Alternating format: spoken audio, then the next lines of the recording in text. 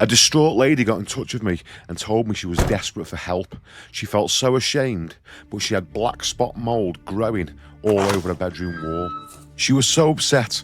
She's been cleaning the wall and repainting it, but it just keeps coming back. When I pulled that out and saw all the mould up the back of me bloody dressing table, I was devastated. I was worried from a health point of view what that's doing. And every time one of us was in, I was like, is it this? So I've scrubbed it all off with bleach and I had to repaint it. But I mean, you'll see it was up the backs of me, dressing table, everything. We are going to fix this problem for her. It was all in where the shutters are, all along here. I couldn't believe it when I pulled the bed out. I was really upset when I pulled the bed out. Eradicates mould and fungi.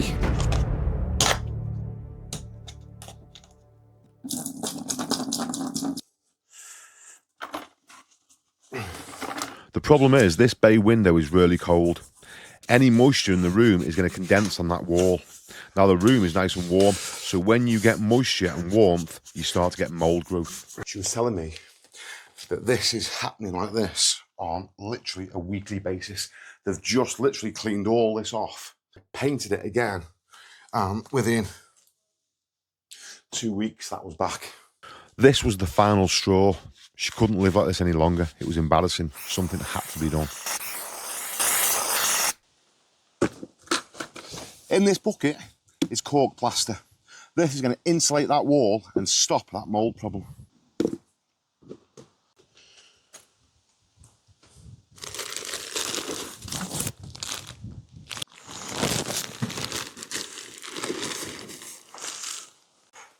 This is like dead light, like powdery snow. That's what it feels like.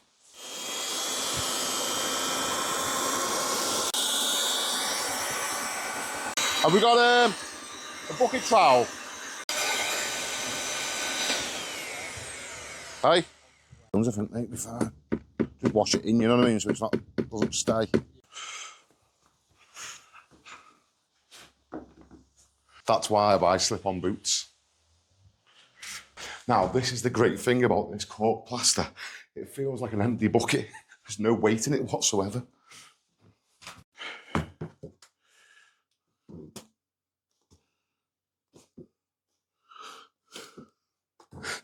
It's like a handboard of fresh air.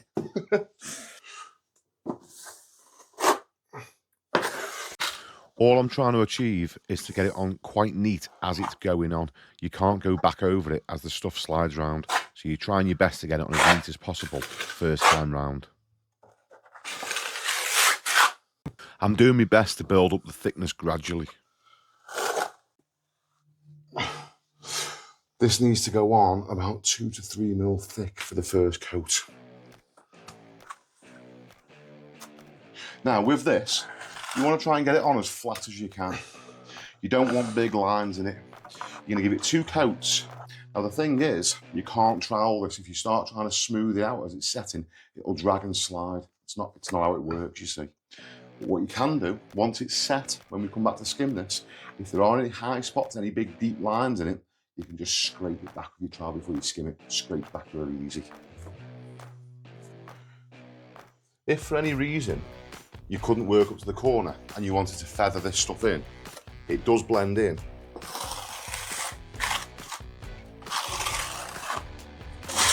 It does feather in. This is really nice to apply. It's like working with bonding coat, only it's lighter. And there's Maisie on the camera. Now, who would have thought that nature has all the answers? Cork literally grows on trees. But did you know cork is used as a crucial component in the thermal protection systems of rockets and spacecrafts due to its lightweight, excellent thermal and insulation qualities? You do want to wipe off any excess because this stuff is extremely sticky. Once it's on, it really stays on. I don't know if you noticed, because this paint wasn't dusty, you don't need any primer whatsoever. If the background's a little bit chalky, a bit dusty, like a lime wash paint, then you need to put a little primer on it first. Now, the interesting thing, the primer and this is breathable. So even if it's a lime wall, you can still insulate it with this. Okay, that is the first coat of the Tiwi cork plaster on. Now, what's going to happen is we've got to leave that to dry. You're going to love this bit next. We're going to come back once that's dry and put another coat on it. And then the exciting bit, once that's dry, skim over it. Right, we're back. It's been just under 5 hours. So we've come back now to put the second coat on because we need to get it up to thickness. Now, the stuff, as long as it stays in a sealed tub, is good for about 12 months. So as long as no air gets to that, we can just use the same stuff for the second coat. It doesn't set in the bucket, which is amazing because then you have no waste as well. So we're going to go upstairs, check it, see what it's like, and hopefully we can get the second coat on now. Wow, look at that. The fans have done the job. So that's it. Let's turn them off. That's the colour it goes when it's dry. So this now is ready for the second coat.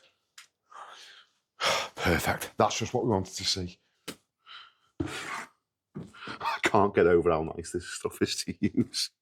It's like, the best way of describing it is like, it's like cotton wool or fluff. It's just, you can't feel any weight.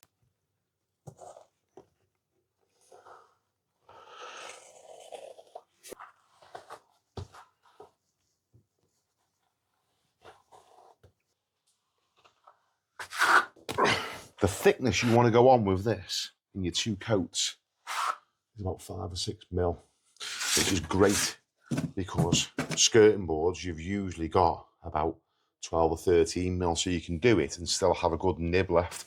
Now imagine the alternative, using insulated plasterboards or something like that. You know, you have to swap the windowsills out, skirting boards have to come off, you're losing all that room off you, all that space off your room. Your socket back boxes would need adjusting or longer screws. I mean, the hassle it causes, whereas this, it's like that, it's done.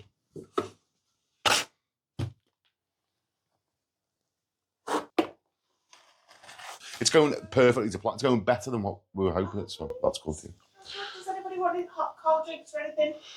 Water, pop? Could I please have a cup of tea? Cup of tea? Please. Once, please. Okay, so that's it for today. We're going to leave that to dry. So that's all been done in one day. Now, the best bit is to come tomorrow. You're going to love that bit. So we're going to just clean up and get ourselves out of here.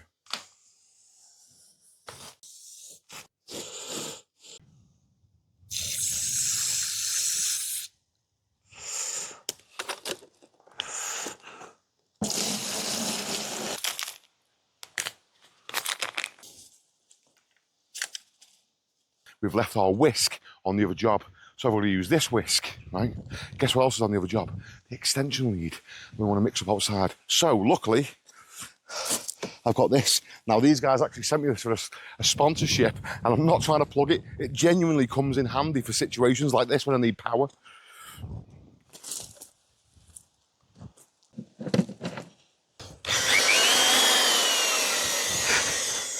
How mad is that? I'm just plugged into a big battery.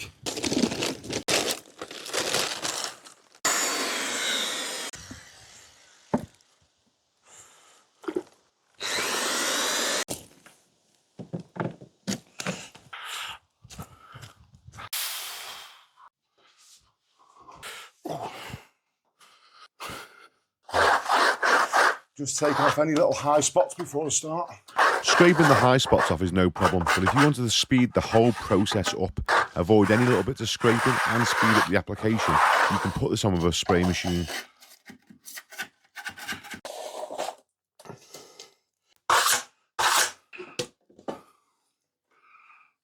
No primer, nothing required, finish straight on.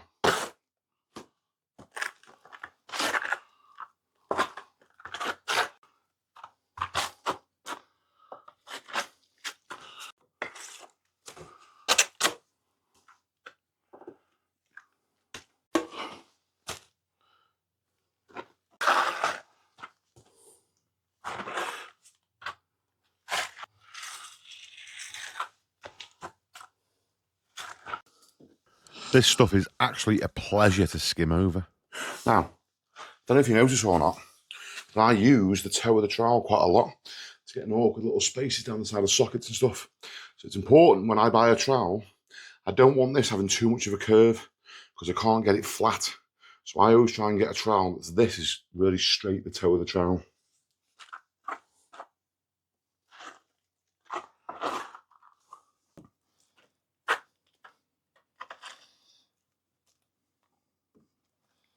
I'm trying my best not to drop anything. The less mess you make, the less you've got to clean up at the end of the job.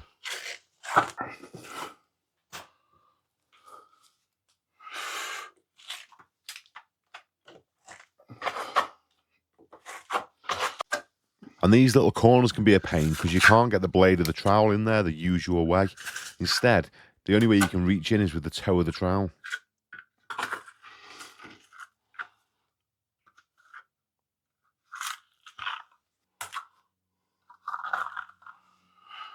Nice. Okay, this is touch dry now. I can leave an impression in the plaster, but it's not sticking to my fingers. So that's ready for the second coat. So what I'm going to do now is just wet this up a little bit and second coat. Let's get it on. Right, second coat.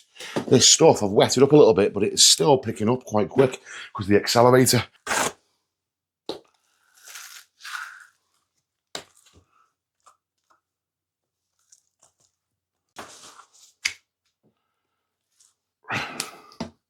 That's the only thing when you're doing a little area, you want to speed the stuff up as fast as possible so you're not there all day plastering a tiny little section. But then the accelerator kicks in and you end up having to go out the clappers because the stuff's setting on you.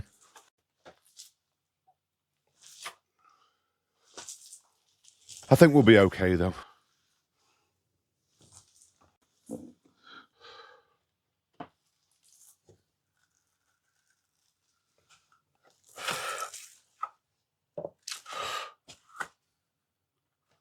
I'll tell you something I find quite funny. When I watch these videos back when I'm editing, I don't realise how much I actually hold my breath whilst I'm plastering.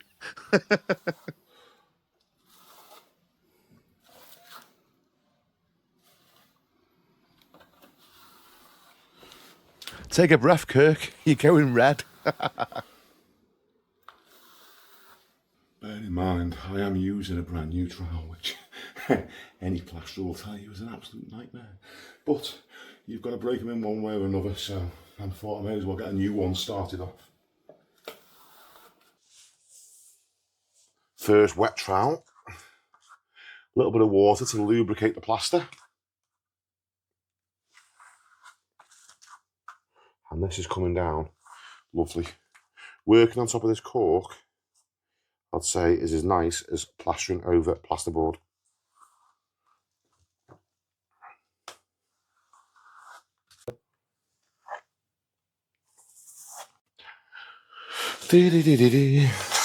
Waiting for plaster to set is the story of my life. See these dark patches starting to appear? The finish is starting to set, which tells me it's time to polish. So, a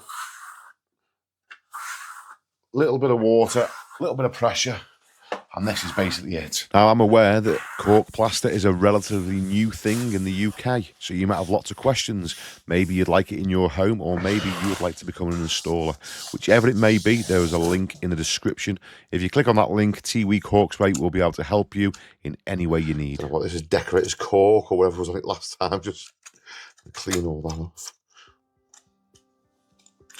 Because there seems to be a look at that here. I can't put that on like that, can I? That's got to go.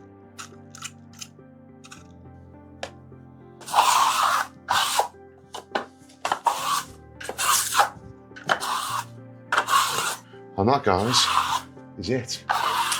2 days, bay window, insulated and skimmed. Now, this is going to take about 4 to 5 days to dry out, and it'll be good to paint.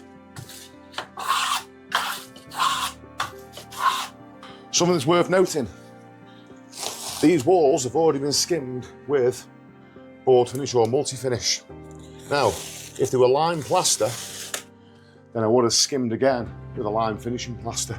The cork is breathable. As of the release of this video, a couple of months has passed, and to date, no black spot mould has returned. That's it, job done. Let's go.